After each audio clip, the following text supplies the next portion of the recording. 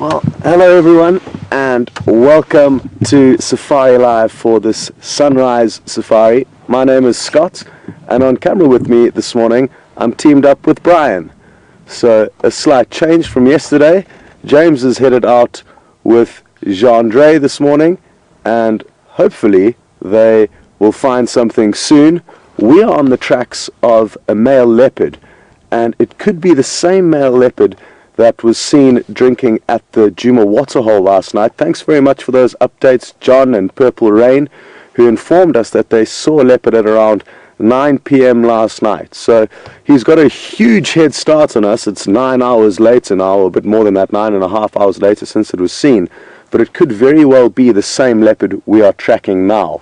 It looks like a big male, possibly Tingana, because Mvula was seen later last night feeding on a zebra that had died in Buffelshoek.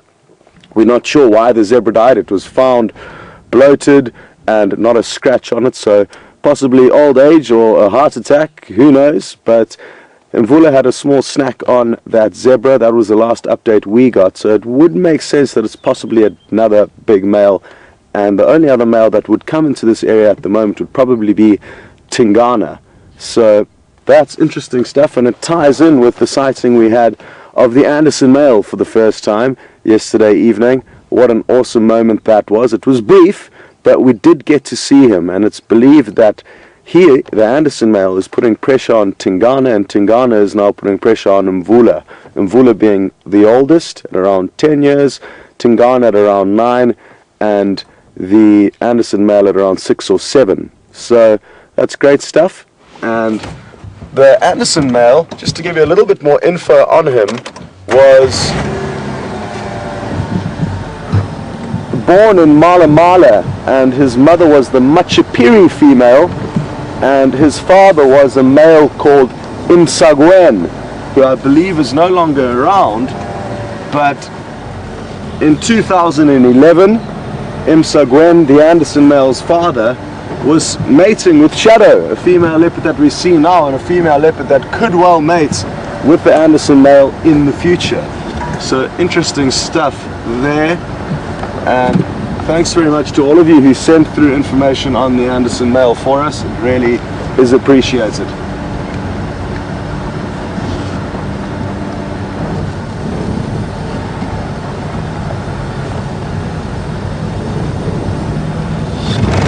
Shadow was 5 or 6 years old when she was mating with Imsagwen, Anderson's male, Anderson's father rather. And interestingly enough, thanks to Rudolph, who sent me a message.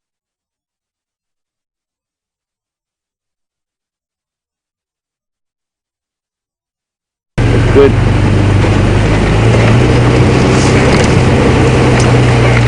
Hello everybody, hello, welcome to Jiga. It's a marvelous morning here in the Lowveld.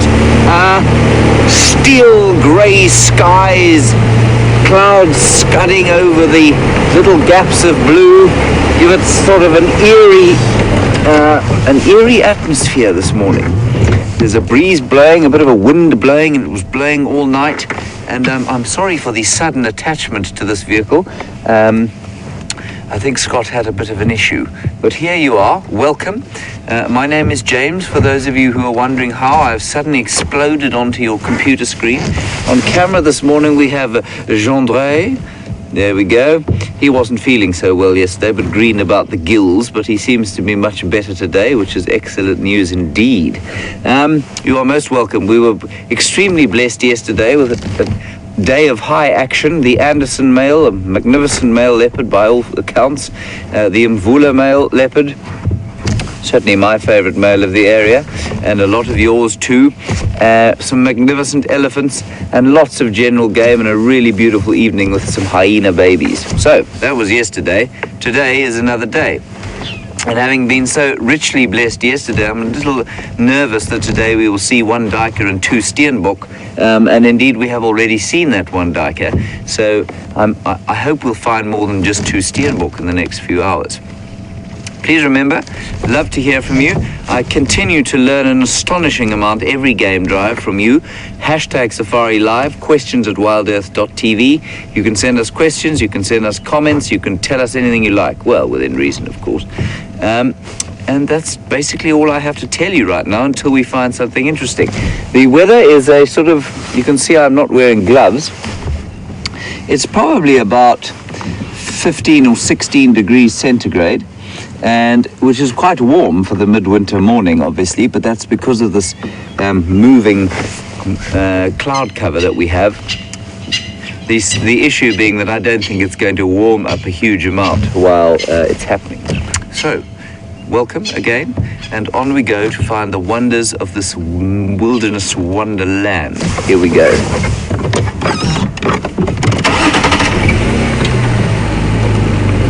If you are a first-time viewer, welcome. If you have stumbled across this website by mistake, you're equally welcome. Don't log off and go to your Facebook account. This is much more interesting. You are on a live game drive in the middle of the Kruger National Park, 2.2 million hectares or 3.5 million acres of African wildlife land, and we are going to try and find the little gems and action that this place has to offer, from the little insects to the antelope to some of the carnivores and perhaps some elephants. Right, we're going to go back to Scott. His signal is back and he'll give you an update, and we'll see you just now.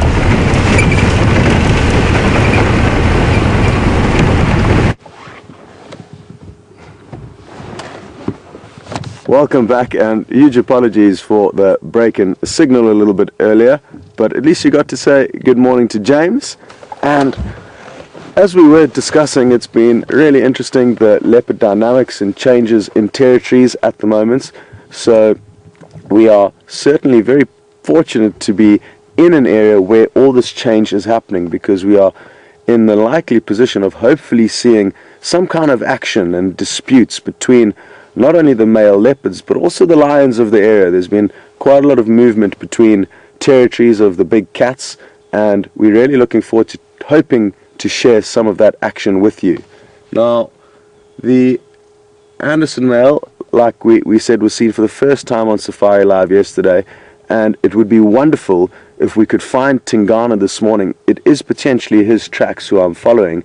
That way we would see all three major dominant leopard in our area of operation within 24 hours.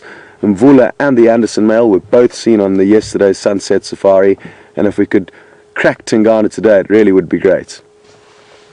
Now, I'm just parked here waiting to listen for any useful audio that may help us find out where these animals could be. And it's interesting to hear while we sit and wait that a lot of the viewers have noticed some interesting differences on the Anderson male that will help us to differentiate him from Tingana and Mvula. One of which is his very pale, almost light blue colored eyes. Another one that I've been told is that there's apparently a U shape quite clearly on his head. So there's a few characteristics already that you, the viewers, have picked up on, and it's going to be wonderful to understand him better over the coming months. He did appear a little bit nervous of our vehicle. Possibly it was because it was the first time he's seen this slightly different shaped vehicle to what he would have been used to. So he could be a little bit nervous.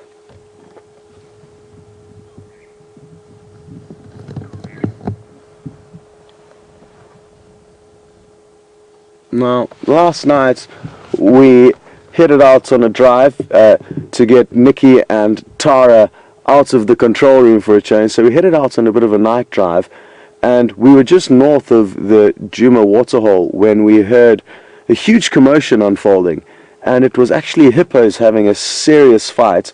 We didn't get to see too much of the fighting because it was in quite thick bush, but we did see that one of the hippos was quite badly wounded. He had a series of lacerations on his hind quarters, but one really deep gash between his back legs. So it'll be interesting to see if we see any further sign of that injured hippo. They're very tough and resilient animals, so even though their wounds may look very bad, they can often heal and recover. So that's something to think about, and it'll be also interesting to know if any of you heard that strange audio from the Djuma waterhole cam last night, because it wasn't too far away, although it was quite a windy evening, and that wind was blowing in the wrong direction away from the waterhole, so it may have blown that audio away from the receiver. But interesting also that they were fighting out in the middle of the bush. They weren't even fighting over a receding waterhole that, you know, they could have been felt more pressure to fight over because of the lack of space. But they were just out in the open, and maybe it's the lack of food that they're fighting over. So there was a dispute between the hippos. We're not sure if it was dear old Bob from Buffelshoek Dam, but we will certainly keep you updated on any signs of the hippo and what's going on with them. Well, we've been waiting here for a few minutes now, and it's always a tough thing how long to invest in listening as opposed to driving and looking for the animals. But what I'm going to do is I'm probably going to hop out the vehicle here and have a close look for any further tracks. Because it is overcast today, we're not getting the sun casting shadows on the tracks, so it's a term we'll use as flat light that is very difficult to find tracks in. So I'm going to have to get off and search quite closely on foot to see if Tingana has come this way. If it was Tingana, a big male leopard at least. We saw his footprints earlier, and they veered off a road in this general direction. So I'm hoping with a short investigation here we may pick up on where his tracks are. And before I jump off and leave you to watch me tracking, we're going to send you back to James, and hopefully I'll have some great news for you shortly. We'll see you later.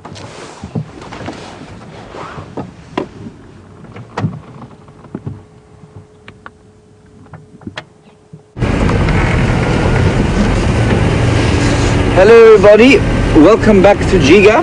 So, after that extremely hurried welcome, and cut and cut back and cut to and cut from, we'll have a slightly more relaxed time this time around.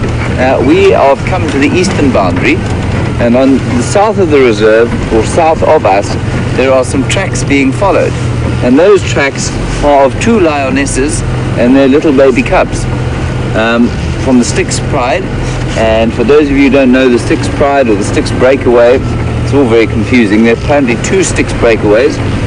This one consists of two lionesses and three cubs of about that big, which is really very sweet.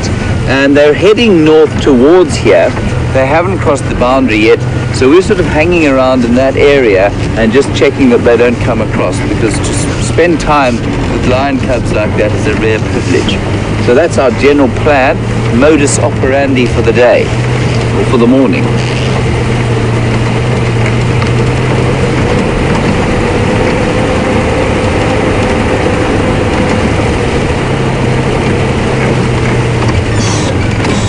I always like to do my sort of morning listening, and while we're listening, Jean-Andre, can you just go up towards that nest there?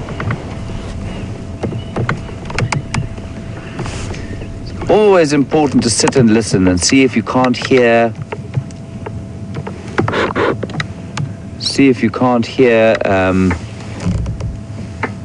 alarm calls or bird calls that might give away the presence of other animals. So we're just going to have a listen for 10 seconds, and then I'll tell you about that nest.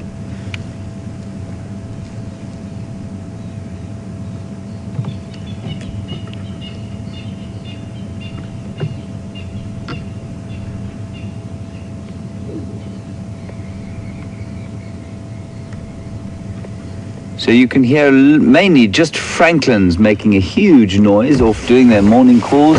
Subtle winter dawn chorus that we get here with a sort of slightly ominous undertone of the scudding clouds going across the sky. In that nest there is something called a red-billed buffalo weaver's nest, and that's sort of like an apartment block. I don't think there are any red-billed buffalo weavers in it right now, but it's like a little apartment block where they all live. The couples sort of set up shop in individual little chambers, and they have their babies there, and then they go out foraging together. It's quite a nice little communal setup that they've got. Always, as you noticed on this tree, on the northwestern side of the tree. So it's a really excellent way, if you are lost in the bushveld, like I have been on many occasions, unfortunately, then that nest is a pretty good way of getting your directions. Facing northwest, it's not totally infallible, but it's a pretty good indicator. And we don't really expect, because the sun at this time of the year, for example, when it's cold, the sun is basically northwest, and so that provides warmth in the last dying embers of the day. And then in the heat of the summer, the sun moves quite a long way to the south, and so it would come from the southeast, and so perhaps that's quite a nice shady spot to be in the summer, especially when the little ones are in the nest just after breeding.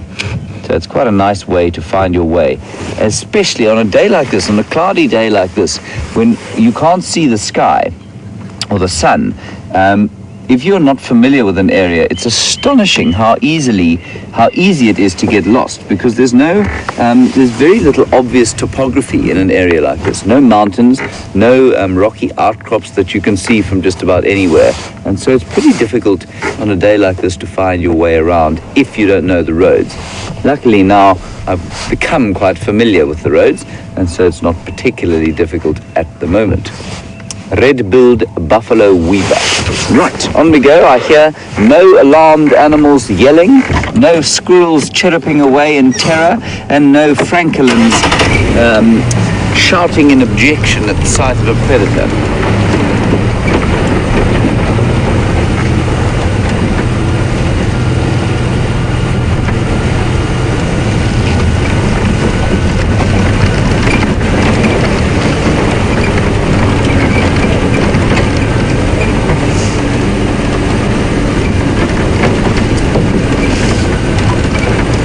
I'm just going to go back a second.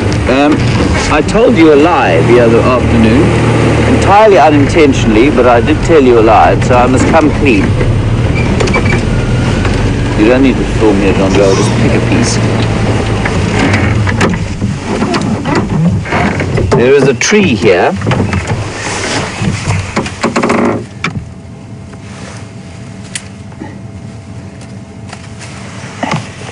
I'm going to make a terrible confession right now. This tree, I told you 2 days ago, for some of you who were there during the afternoon game drive, that this was a tree called Rus Gwenzii. Right, I'm going to put it here for you so you can have a decent look at it. And I told you Rus Gwenzii was a spiky thing, and the spikes give you a bit of, they'll irritate your skin if you're chopping it. As I put it on the dashboard there, thankfully into the glare of the setting sun, I realized that I had misidentified it, but I had gone too far down the road to make a confession at that stage. This is not a Rus Gwenzii, it's a very similar looking species, and what made me realize is that, and Gendre, I'm going to give you a piece here so that you can tell me what you think. Just squash it up there and have a smell of it. It's got a really lovely kind of, what do you smell, Gendre, before I say anything? Medicinal? Sort of medicinal, citrusy type smell. Do you get any citrus on it? And I think it's actually something called Veprus reflexa, not Rus Gwenzii. That's not a massively interesting thing, but I did need to come clean. I've had 2 sleepless nights over the fact that I told you the wrong thing about a tree. So I think that's what it is. But I'm going to take a piece and take it home and see just for sure what it might be. Lovely smell to it. Right, here we go. Now that off my chest, I feel free. Just plug myself in again so that I may hear the sultry tones of Tara Dales and the final control.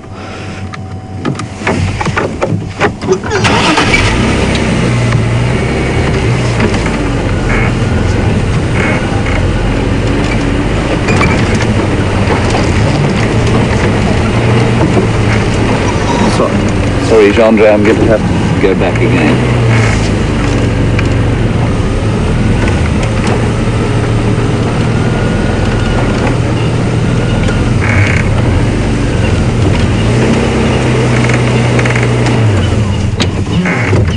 Right, now, Gendre, can you just go over here? While I tend to like to do a few quiet things in the morning like this, just so that we can hear what's going on. I'm just going to show you a piece of dung.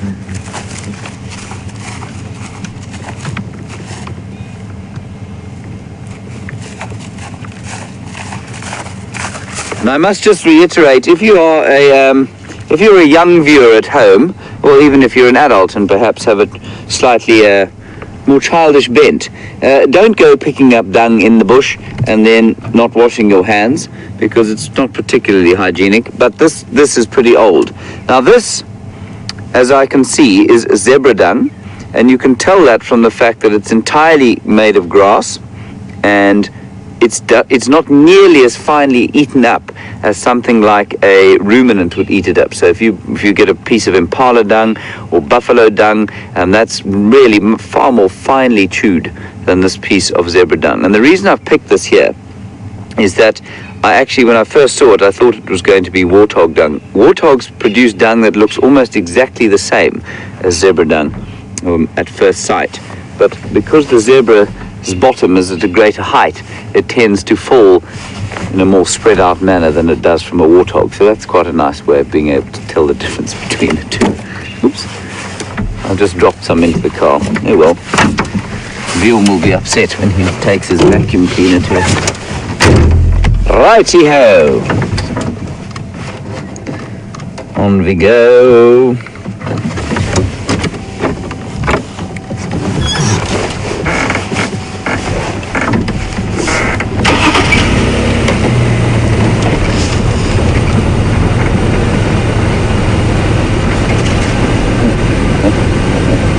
Right, I have two punishments for my lie. It wasn't really a lie, you know. It was just more a sort of light fib. Georgianne says I must sing something now, and ex-ranger in Tasmania says that I need to eat some dung. I'm going to go with the former. I think we'll have a brief song. I've just got to think about what song it's going to be.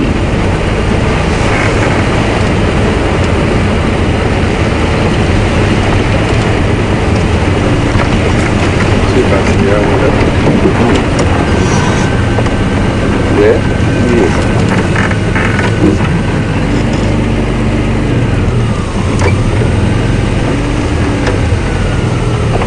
There's a bird over there.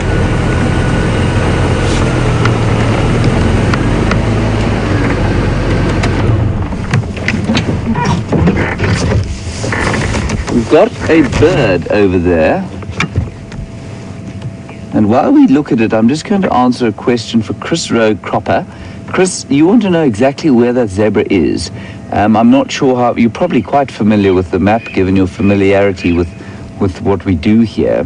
So there's a road called Gowrie Main that junctions with our northern boundary, and the dead zebra. Oh, beautiful! Look at that.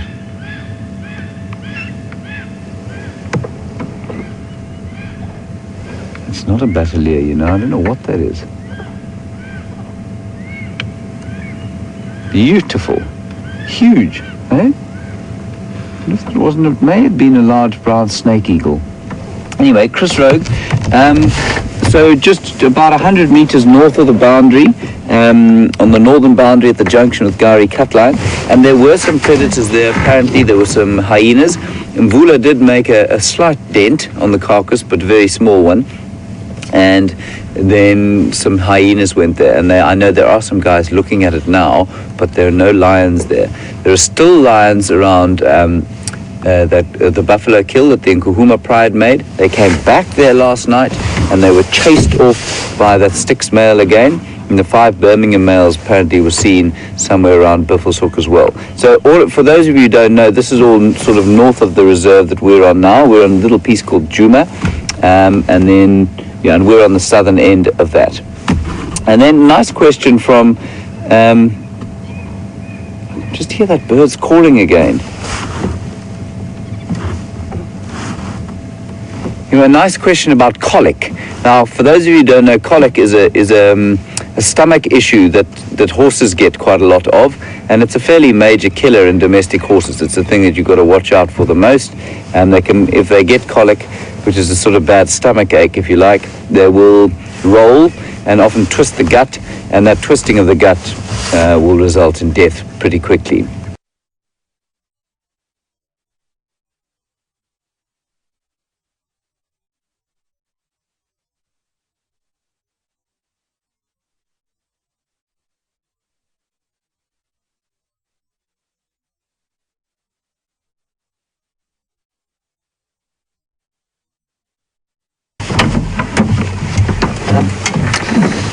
And I believe that my punishment song genre will be the opening lines from the South African national anthem. I feel that will be a pretty good song to sing. What do you think? Pop out. You can join me.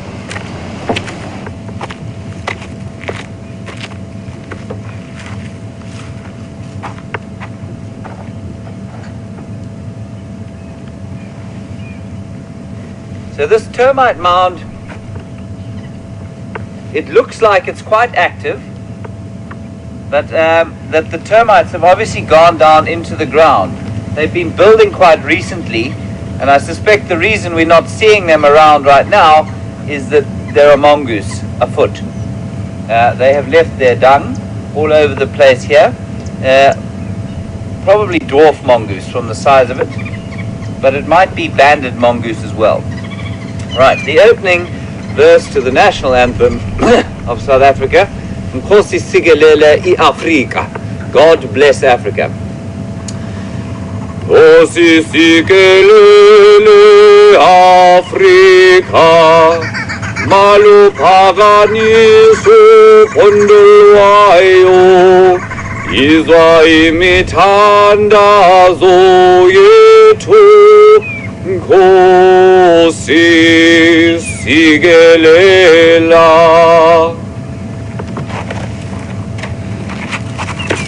Did you hear the babblers joining in? I think they were shouting an objection rather than joining in, but anyway, there we go. They weren't babblers, sorry, they were green wood hoopers.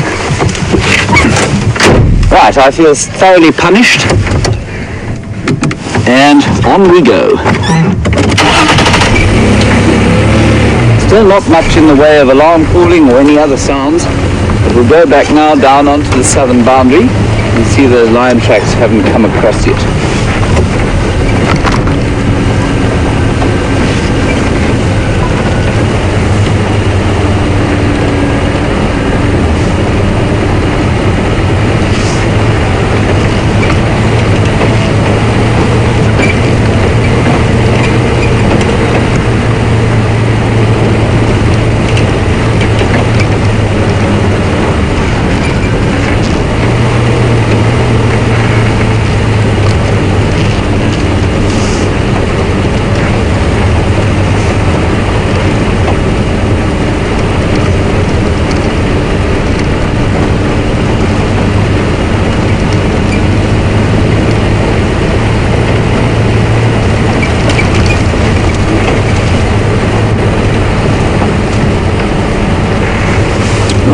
Very interesting question from Dia in Miami.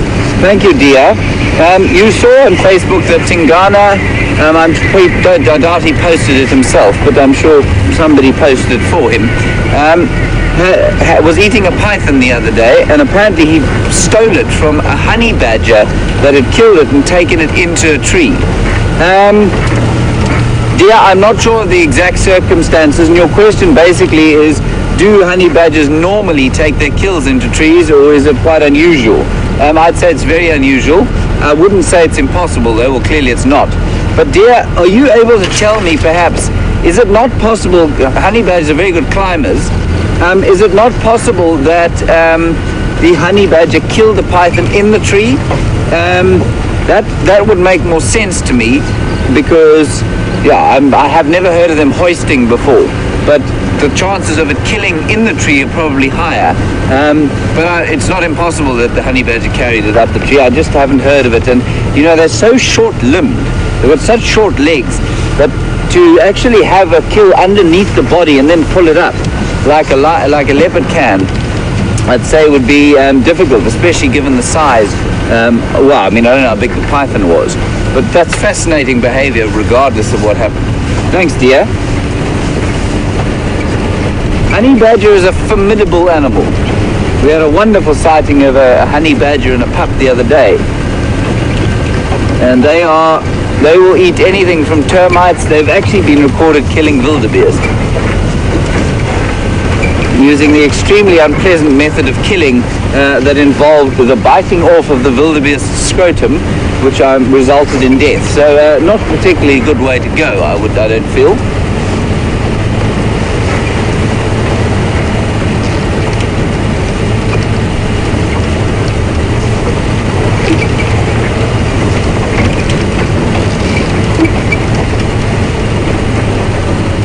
Quite common for honey badgers to kill snakes,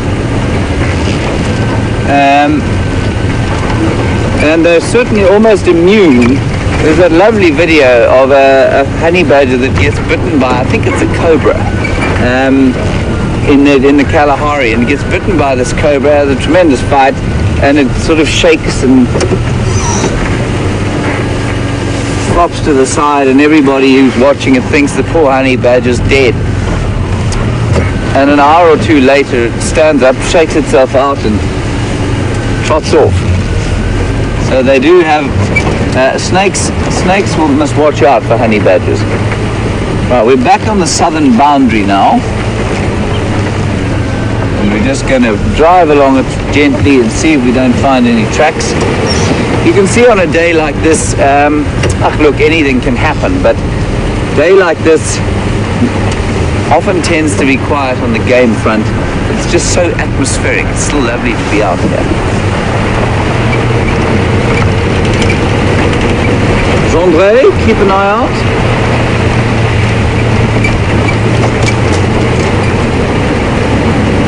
Nothing so far.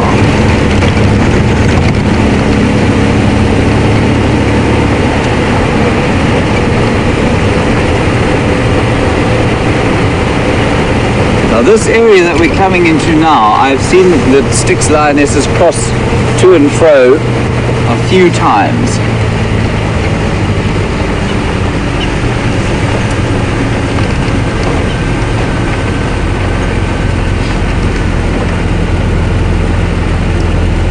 Hello Billy Joe in Florida.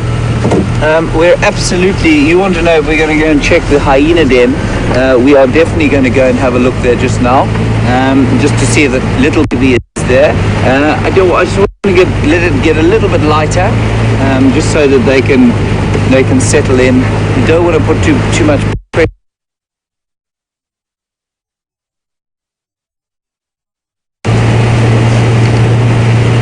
I'm pretty sure the little one's there, but whether she'll only come, or she or he, I think it's a she, will only come out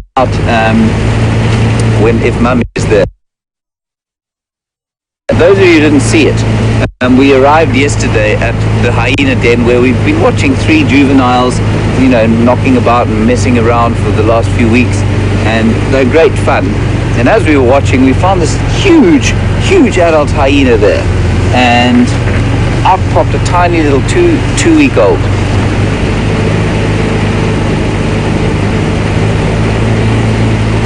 And while we're having a look along here, we're going to go back to Scott.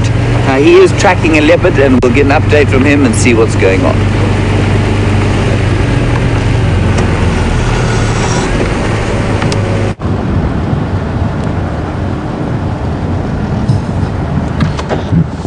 Welcome back everyone, and I'm very happy to hear that you got James to sing the national anthem on a termite mound. That is a sight I certainly would have liked to see. So I'm going to have to tune into the highlights, I guess, for that. Anyway, just a quick update on how Brian and myself have been getting along this morning. We haven't seen a mammal yet, so it's been a mammal-free drive, but that will change in time. It's funny, in this overcast and windy weather, the animals seem to hide out somewhere, and we've yet to find out where they're hiding. But we are trying our best, and we have left the area of the male leopard tracks that we were initially following. They were quite close to our northwestern boundary with Sibambili, and I did drive that area, search for tracks, didn't have any luck, so have decided to continue with the initial plan to check our northern boundary for any sign of lion or possibly Mvula, another male leopard, who was seen feeding just up ahead of us on a zebra kill last night.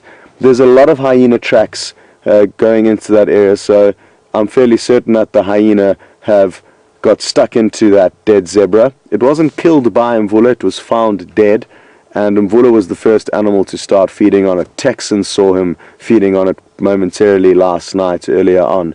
So there's a chance he could be lingering about, and another reason why I'd like to carry on east on our northern boundaries, it'll take us towards Buffalo's Hook Dam, where we could potentially find the hippo that we're fighting last night when we were out on a night drive. So it would really be interesting to find out if it is Bob, the hippo we always see at Buffalo's Hook Dam.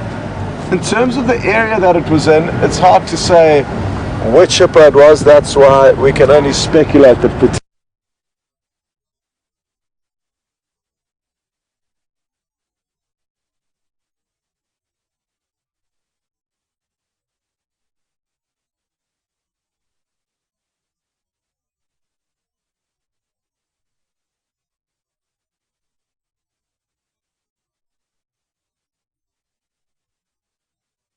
the morning, and he's currently on the southern boundary, I'm on the northern boundary, and he's thinking of possibly heading across to Arathusa, but it's still early on,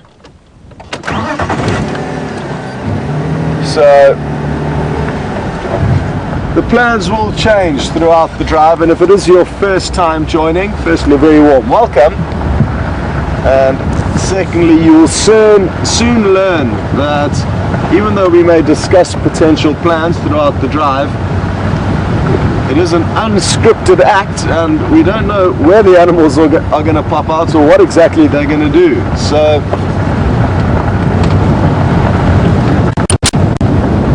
we'll change. Huge apologies for the break in broadcast.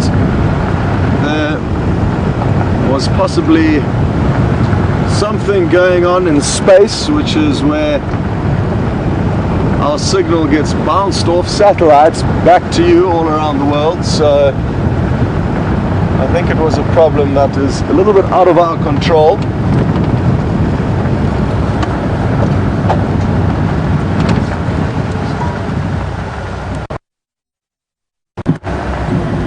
Just going to slow down here and make sure there are no tracks of any interesting animals heading down this road.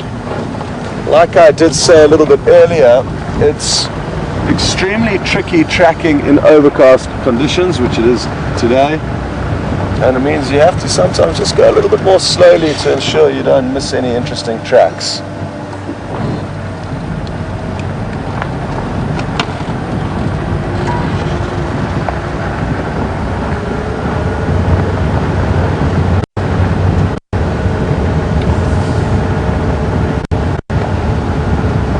We've just got a question from Kathy in Tennessee. Good morning and good to have you with us.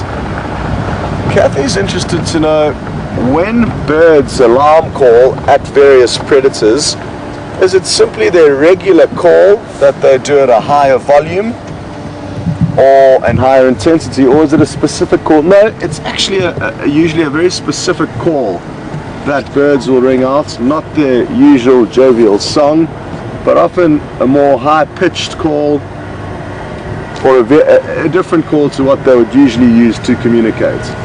So it does make it fairly easy for us to know when birds are actually alarm calling. Oh, there's our first mammal for this morning. It's sadly running off into some thick bush, but we will allow you the opportunity to try and spot whatever it is that's hiding in there. It's stationary at the moment, but will no doubt continue to move. There we go, there you can see a little bit of movement. And now the telltale white ring around the rump of a female waterbuck. The males also have that white ring, and in African folklore often it is told that the waterbuck sat on a wet toilet seat, hence having this white ring on its bottom. Either that, or it being a target for lions, which will be the main predator that will attack waterbuck in this area. They're quite large antelope, so a bit too big for a leopard to take unless they manage to catch a youngster. Interesting that we only saw one here, because usually the females are in small herds or herds of varying sizes, so there may be more up ahead, or who knows, maybe the rest of her herd are at Buffelshoek Dam, which we are approaching in the next minute or so.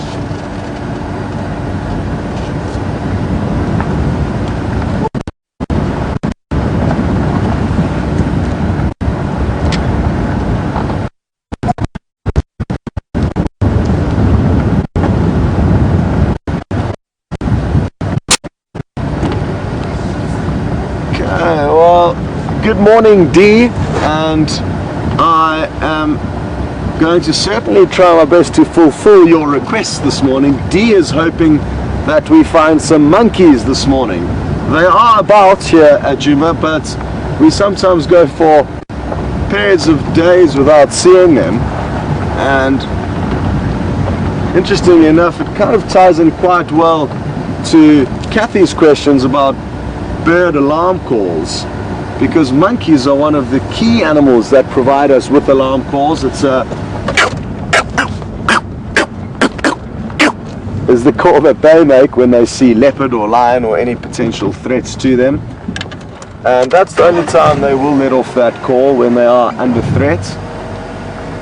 And hopefully we will hear them calling at a leopard, we will rush there, show you the monkeys, and then find the leopard. That certainly is possible. Interesting. We've got a white-breasted cormorant that is busy fishing. And you also see a heron flying across the right of the screen, probably also coming to join in the fun. The cormorants you can see floating in the water here, and they're incredibly well-adapted birds for their very unique style of hunting. Sadly, this one's a little bit shy, so it appears like it's not going to continue hunting while we are here. But what they do is they literally fly underwater. They will use their webbed feet to aid in their movement underwater, but they will also flap their wings as well as kicking those feet, chasing after prey.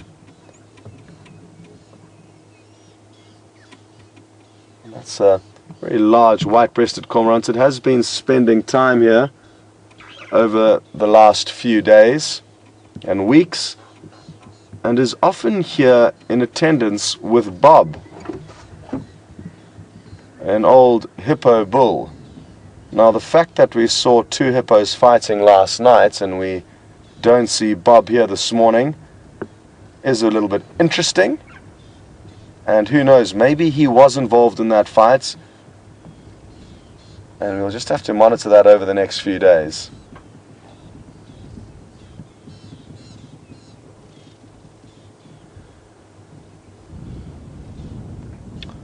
Well, I've just got a question through from Mike in Florida, and he's interested to see a crocodile.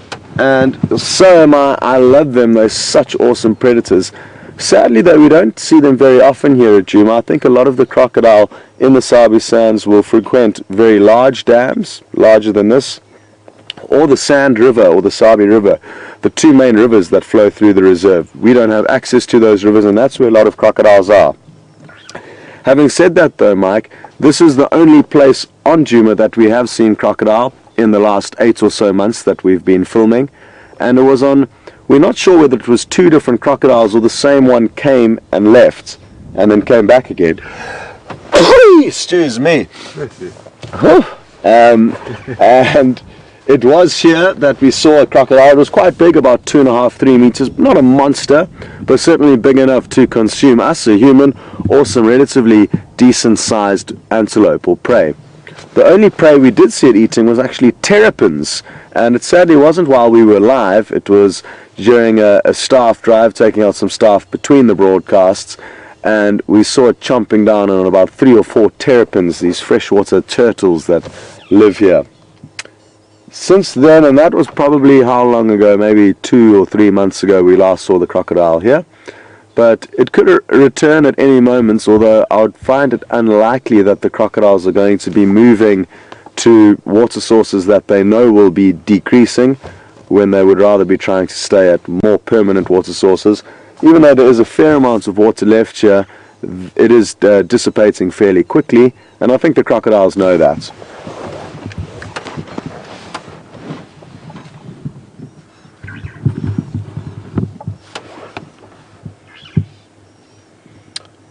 Okay, well done to Anne-Marie for noticing that there are also a pitch black cormorant that can be seen here in Africa.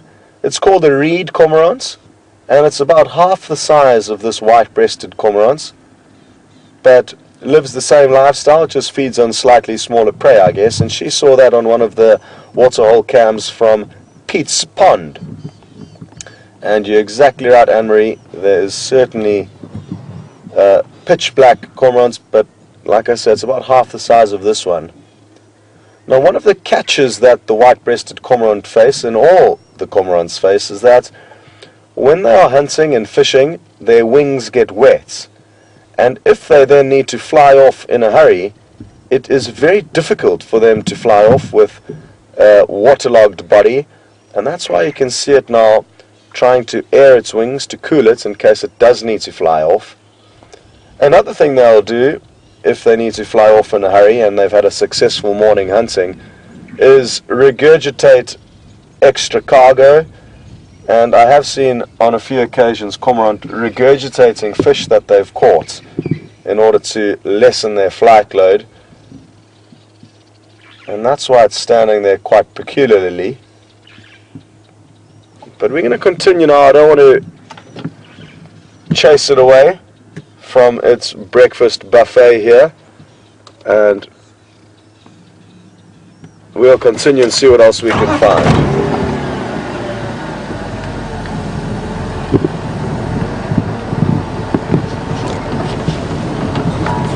Well, morning, Christy, and we are going to do our best to find Bob this morning, but it's tricky.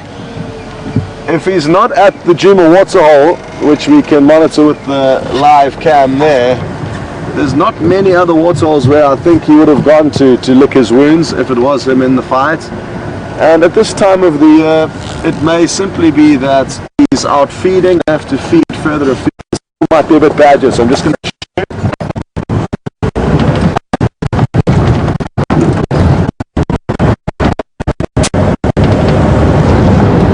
Well, I hope you're still with me, and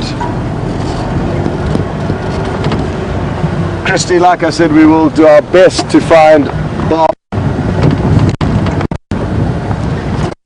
but it's a big area that we get to drive around, and there's lots of hiding places for the animals, so it's not as easy as it may seem.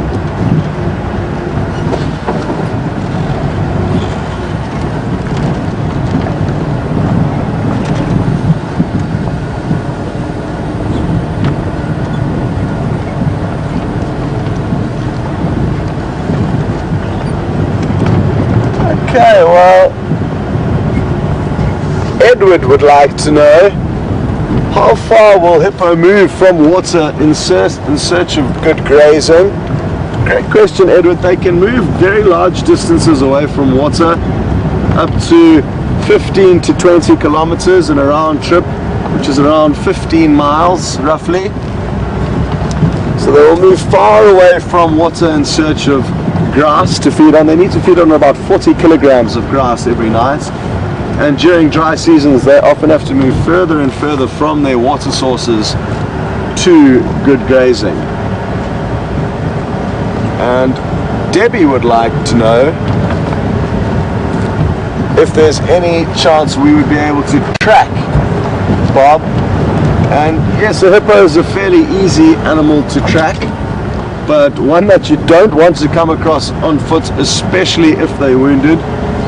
And something that's important for you to realize is that even though Brent, who's on leave, and James and myself know the basics of tracking, none of us are master trackers.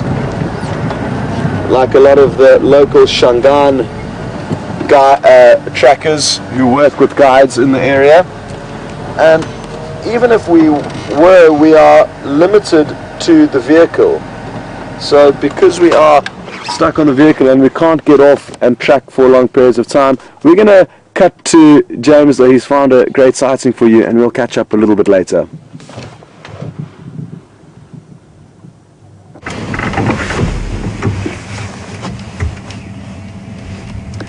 Hello everybody, welcome back to Giga. Quite against what we predicted. We did see our 2 steenbok, and Chandra and I were about to go home for bacon and eggs, and then this beautiful kudu popped out of the woodwork, so to speak, and she's looking down somewhere at what I don't know. She certainly hasn't made any loud alarm calling noises, so that's good. Well, not good for us, good for her, I suppose. And she's just feeding gently. We're just going to move out the way. We are, in fact, in the way of another vehicle. Hold on a second.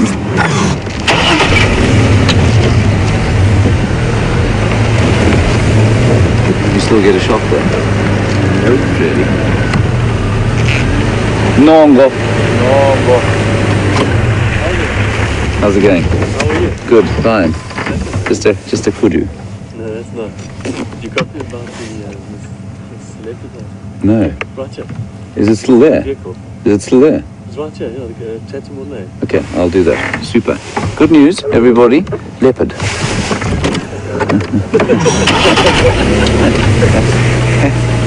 We'll just find out about it.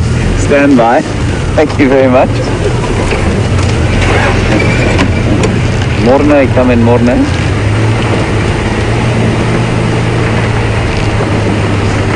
Station controlling shadow sighting.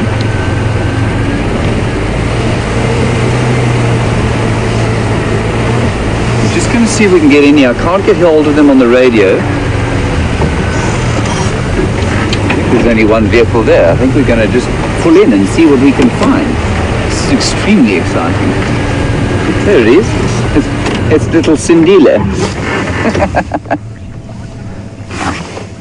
Isn't that wonderful?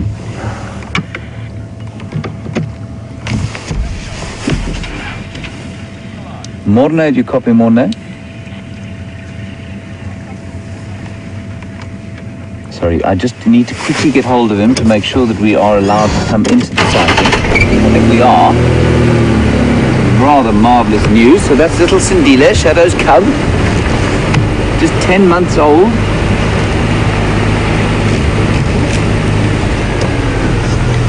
Is that all right, John Ray? I'm just going to go a little bit forward.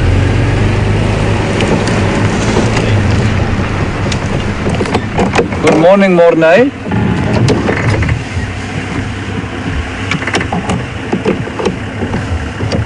What? Yeah. And let me move. What channel are you on?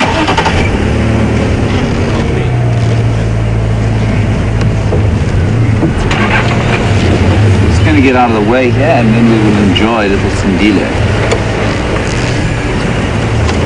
Is anyone else coming? No. Cool. Just Neil, but he's way out. Brilliant. Thank you very much. Thanks a lot. See ya. Everybody, we have him all to ourselves. Isn't that spectacular? No one else is coming here. Is this who I think it is?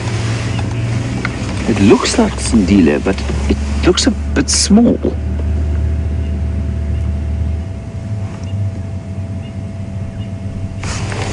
That's just so special. So now, for those of you who don't know, Shadow is the resident female of this sort of area where we are, and I think this is her young cub, Sindile, so named by the Twitterati, who have spent so much time enjoying his growth from cub to 10 months, which he is now. He's a very sweet little fellow. And he's always, you know, despite he's quite close to this road just about all the time, but because it's such a busy road, you never see his tracks. So it's just such a wonder to be able to see him like this without any noise and anyone else around.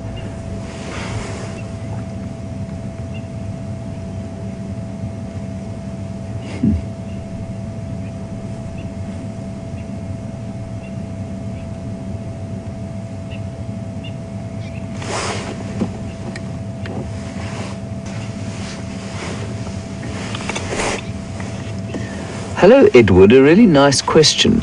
You say, is there any time of year that leopards would be most likely to change their territories? What's he looking at? Or would they just change them sort of, dependent on some other factor, especially given what we've seen this last week? Edward, nice question. It's got nothing to do with time of year, Edward. I think it's got almost entirely to do with the pressure that these leopards feel, mainly from other leopards. And certainly he's spotted something that he thinks is quite interesting. Edward, I will get back to your question. Sweet he is. Oh, he's a magnificent animal, this. And let's turn around quickly. Jean-Andre, stand by. Now running across the road. There he is. He spotted something that he thinks is quite interesting. We don't want to get too close. We're just going to stop here, turn slightly so we can get a better view, and then we'll just wait here and see what he does. So I don't want to disturb him if he's managed to find something to perhaps attract his attentions. So, Edward, we had a fascinating talk the other day by a resident leopard expert, and he used the term home range. He didn't use the term territory, and that's quite interesting. And what it indicates is that they're actually a lot more fluid about what they do. Stalking something. Oh, look at that beautiful stalking behavior. Sorry, Jean-Andre, I'll stop right here. There's an impala there. Okay, stop here. There is an impala, but that's not what he's looking at. There's an impala way up the road. There's something moving in there. It's the kudu. There's a kudu in there, and this is classic young male leopard behavior. I've seen them stalking rhino before. There is also an impala in there, but he's looking directly at a kudu, and they so often will do something silly like stalk an enormous animal, and they really have no chance of killing at all. Looks like the same kudu we were looking at. The kudu's now looking at us, wondering why we've stopped. The leopard is looking at the kudu.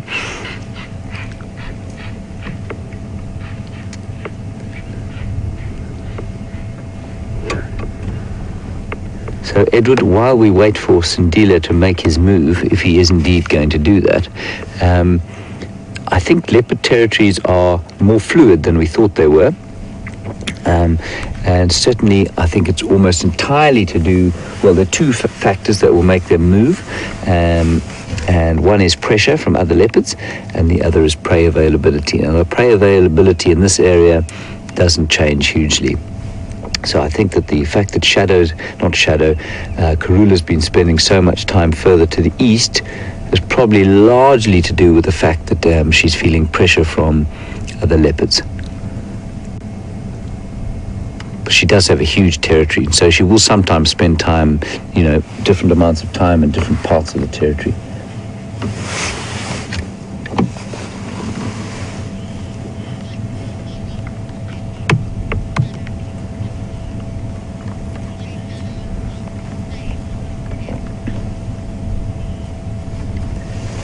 Hello, Dee. Dee, you ask an interesting question. How long, and it's one that comes up quite often and one that's difficult to answer.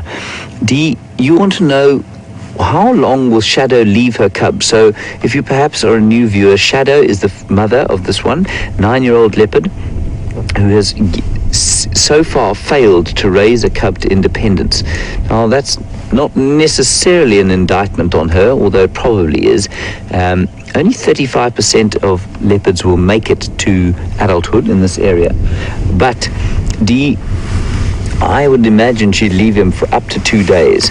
Leopard this age will start killing for himself, just small things. I mean, that kudu is going to laugh at him if it comes running at him. But So he'll be killing little francolins and bits and pieces like that on his own. I would say normally 2 days would be an outside maximum. Given her astonishingly poor record thus far, though, Shadow may well spend a bit longer away from Sindile than, say, Karula might. So there are some impala around. That adult male impala is also much too big for Sindile to kill. He might try it, but I don't think he will. He's still quite a little fellow. But you can just see the typical young male leopard behavior. I've never seen young females do what he's doing now. So tend to be much more sensible.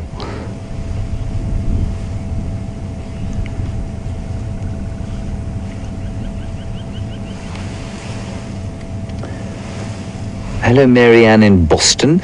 You want to know when Shadow was last seen? As far as I know, she was seen this morning, actually, in Arathusa. Very briefly, somebody saw her sort of nipping past a road. And that from here is about, say, 1 kilometer to the west. And Shadow tends to hang around this area quite a lot. We see her tracks quite a lot, but she's often in an area of pretty thick bush. That's a male impala chasing a female. Complete waste of time this time of year. And totally oblivious to little Sindile lying here watching in astonishment.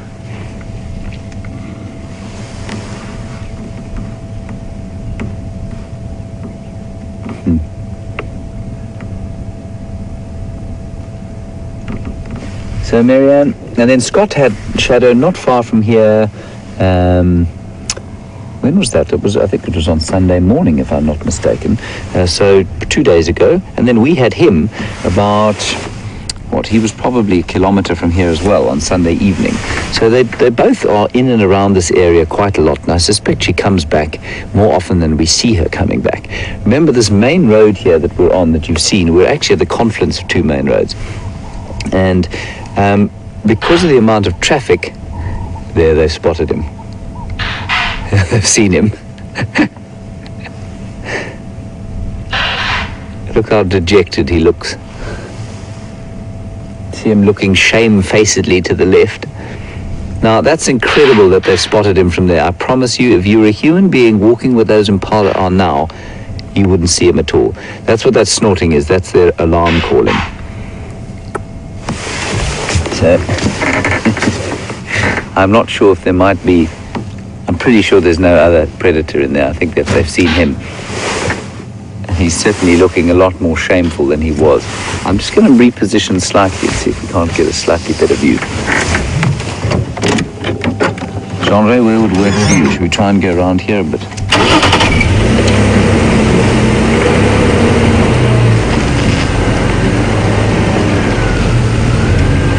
We'll give him some cover from the impala.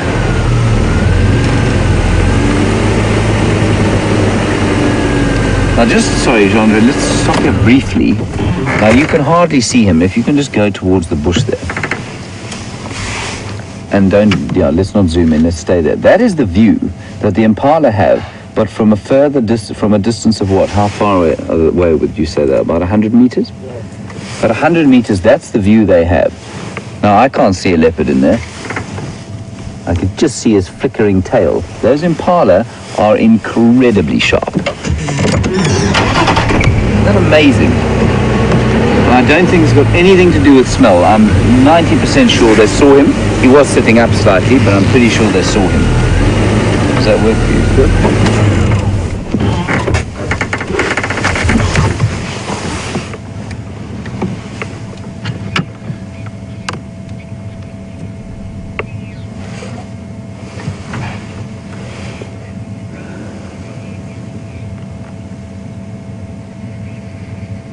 How beautifully camouflaged he is.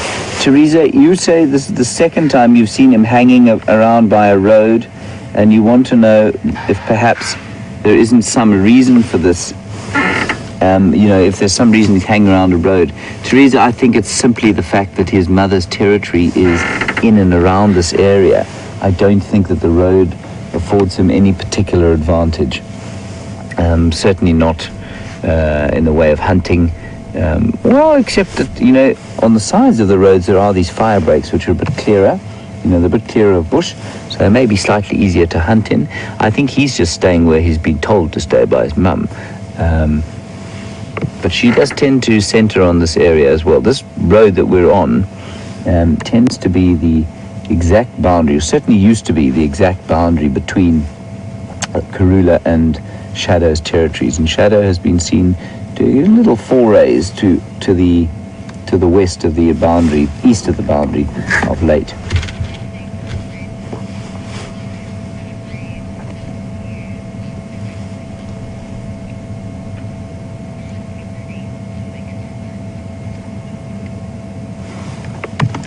Then a question about whether the cub will have a home range. The cub won't have a home range, no. The cub will basically stay within an area that are probably within sort of 100-meter radius of where the mother leaves it. They will wander as they get older, like old Sindile is here. As they get older, they will wander a bit more widely, but I would say within 100-meter radius of where the females are. And they'll only, then as they get older, that radius will get larger and larger until they start making decent-sized kills of their own, and then they'll almost become nomads until they're large enough to try and take a territory. Jean-Andre, positioning? Get closer. Probably try and get a little bit closer, but I don't think he seems to be about to go to sleep.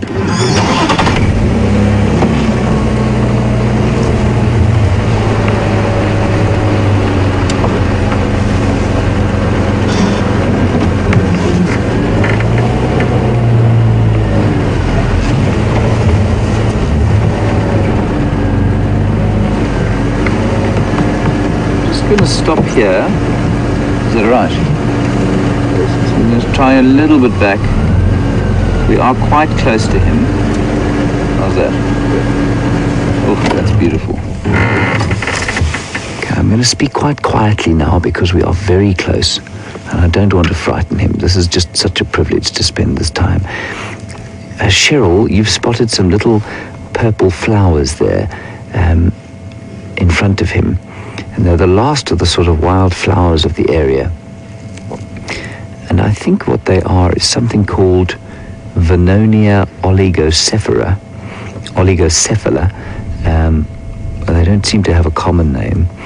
And that's pretty much what I think they are. Brent and I are in a slight disagreement that we won't be able to sort out until we can sort of see them in their full summer flush as to whether that is in fact a dwarf wild sage or a Vernonia, and I think it's a Vernonia.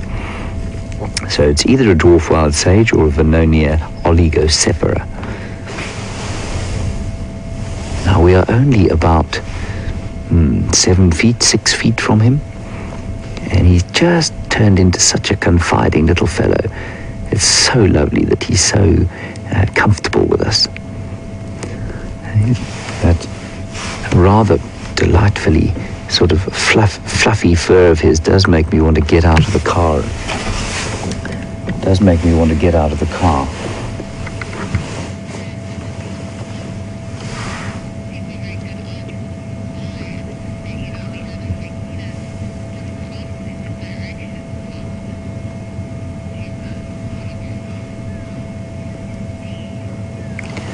So Dee, you want to know what his chances are and what the issues are with his survival. Dee, his survival will depend very largely on his mother's ability to feed him. In terms of predators, yes, he'll definitely have to watch out for hyena. But if he's awake and aware, which I think he will be, a hyena will struggle to get hold of him. He's much faster than a hyena, and he'll rush up a tree if a hyena comes anywhere near him, or just disappear into the undergrowth and eventually climb a tree. He's much quicker than a hyena. His major predatory worry at this age, at age 10, at 10 months, is lions. Lions are fast and they are vicious, and there are often more than one of them at a time. So he will have to be very careful of lions, mainly. When they're younger, anything will get hold of them. Lions, wild dogs, hyenas. But what is very interesting to me is that for cubs, the major source of death is infanticide. So that means a territorial male who does not recognize the cub or does not believe it to be his will come in and kill the cubs. And it's actually a far more prevalent phenomenon in just about all mammal life than it is than we think it is. And leopards are no different.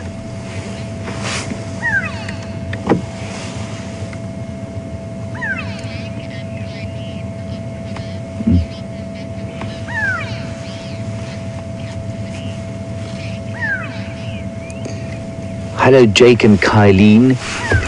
Very nice question here. How long will leopards live in captivity versus how long will they live in the wild? Well, Jake and Kylene, in this area, we have the oldest recorded female leopard was 17 and a half years, although I did have anecdotal evidence from somebody the other day that there was an 18-year-old leopard in the area.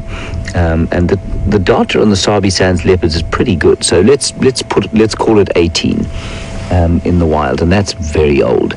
The oldest male on record in this area is 14 and a half. He's still alive now, but looking very ropey indeed. Now, in captivity, they'll live at least 20 years. So the rough lives that they have, especially the females, they'll live 20 years in captivity. The rough lives that they have here definitely make a huge difference to their, to their longevity. So the stresses and strains of life in the wild tends to make a huge difference. He really looks like a pretty cuddly fellow, doesn't he? It'd be quite nice to just go and snuggle up next to him on this chilly morning.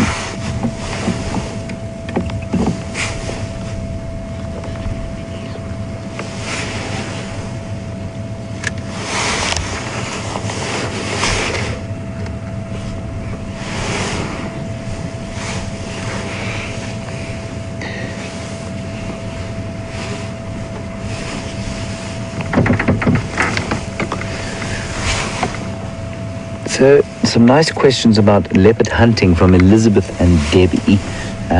I'll just answer them and then we're going to reposition slightly.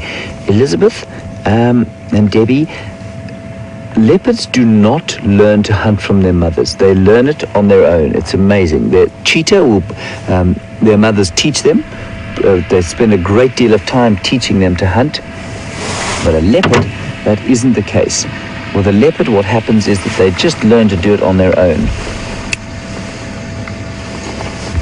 They learn to do it on their own, and from young age, they'll catch little mice, lizards, termites even, and from termites, they'll eventually, to get on to the second question, they will eventually learn to take things like impala. Now, could this leopard take a young baby impala? Newly born, absolutely, but he's not big yet, and he's pretty inexperienced. So he might be able to take, say, a 3 or 4 month old impala lamb that is about Dyker sized. He might be able to do that. But it's just so interesting how they, just like a house cat, no one trains your house cat how to catch a bird or how to chase wool or play with things, and it's exactly the same with a leopard. They learn very little from their mothers.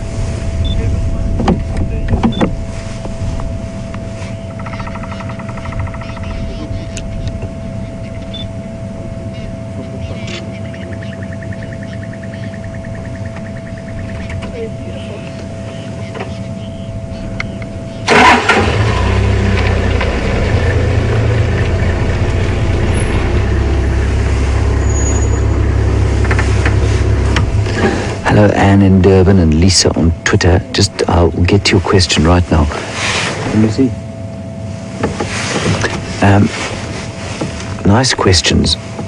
you want to know, Anne, you think that your question is a bit anthropomorphic. I don't think it is. I think it's absolutely valid. Will he be just waiting for his mum, just sort of sitting around waiting for his mother? Basically, absolutely, that's what he's doing. He'll eat if he can. If some form of food pitches up for him to jump on and eat, then that's exactly what he will do. He'll eat it, but otherwise he's waiting for his mum to take him to a kill, or he's finished suckling now, or come and just say hi. And it's interesting to note that he's on his own. He doesn't have a sibling to play with. And leopards that are born in twins, definitely they would be doing a lot more sort of general horsing about and play behavior. So I'm sure that must make a difference to their characters as they grow up. Then another question. So, I mean, he will definitely find things on his own to eat. He won't starve to death without her. In fact, if you look at his belly, his belly is actually relatively full, so I suspect he's probably smacked a scrub hare during the night, or found a Franklin knocking about the place. His belly looks pretty full. He's not skinny by any stretch.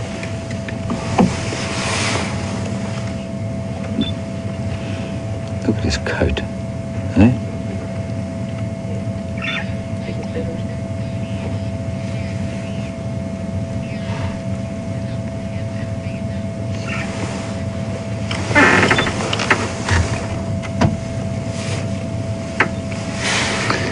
Hello, Rather and Dodie. You want to know if if there's a tree large enough for him to climb up into, should he be threatened. I'm laughing because I've seen them hanging in the most ridiculous little sort of spindly trees, almost the tree bending over to whatever they're trying to get away from.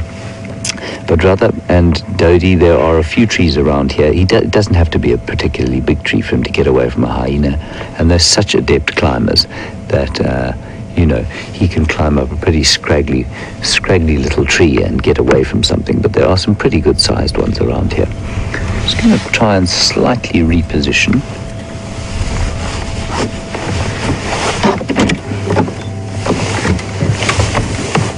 Don't go anywhere. We are not going to go anywhere.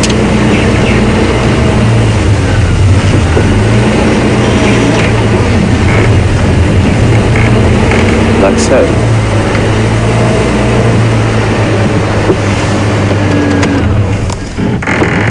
Gendre's a bit of a taskmaster as a cameraman. You've got to just keep him happy. That 3-inch move has now got him smiling from ear to ear.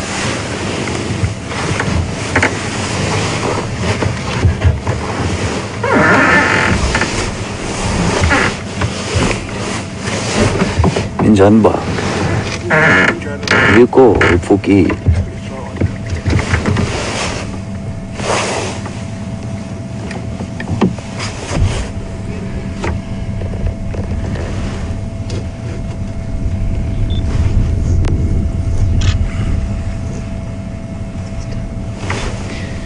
There seems to be an inordinate amount of a fascination with the blue flowers in front of him that he's now looking at.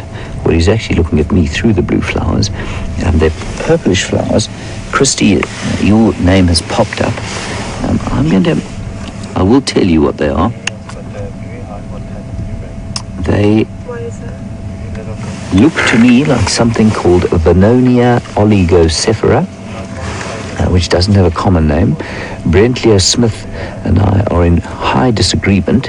He says that they are dwarf wild sage. I think he's talking utter nonsense.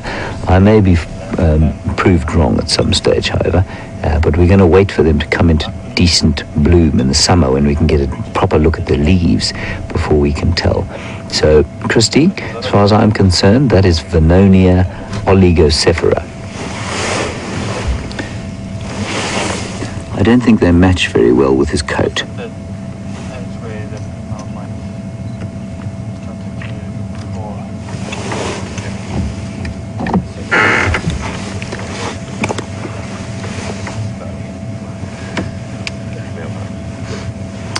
Hello, D. Phillips on Twitter. You want to know how many cubs are normally born to a leopard? not very simple question. You know, you read all sorts of funny, fangled things. Basically the range is from 1 up to, I think, 6 is the maximum ever recorded, but 6 they will never survive. So the most I've ever seen is 4. Well, the most I've ever heard of in this area is 4. They definitely don't survive. The most I've seen is 3, and also they will struggle to survive. The optimum number for her to look after is 2.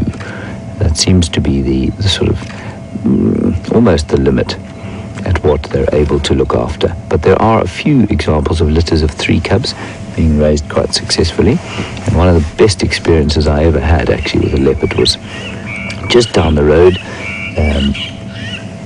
That starling has just spotted the leopard. I had a wonderful experience just down the road at a place called Londolozi. I was on game drive.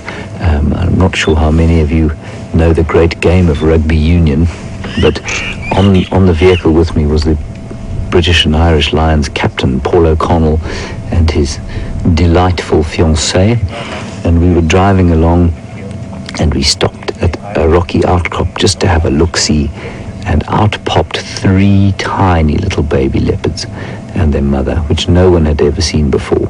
And it was just such a privilege. We were the first human beings to see them. They came out of the cave with their little faces all screwed up, and I mean, they're almost black. They've got, their spots are so close together. It was the most wonderful experience. And she managed to raise 3 of them almost to maturity, and I think she then lost 1.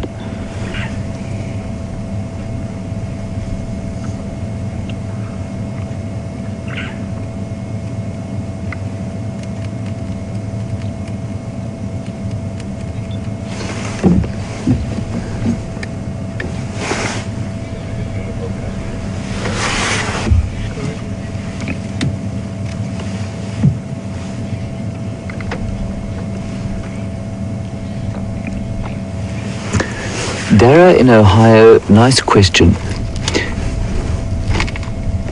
You want to know basically what will happen, how will he know when to leave his mum?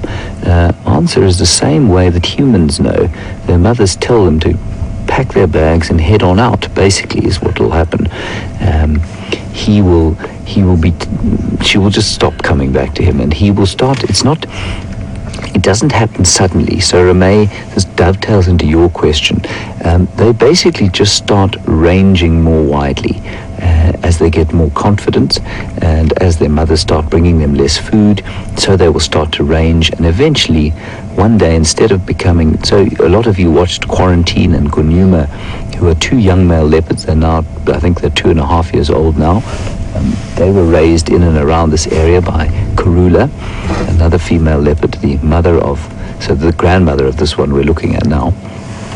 And they ranged around here for a long time in their mother's territory, and then suddenly they became nomads. And all that means is that they start to range far more widely. They get confident enough to live outside of their mother's territory, and that's what will happen.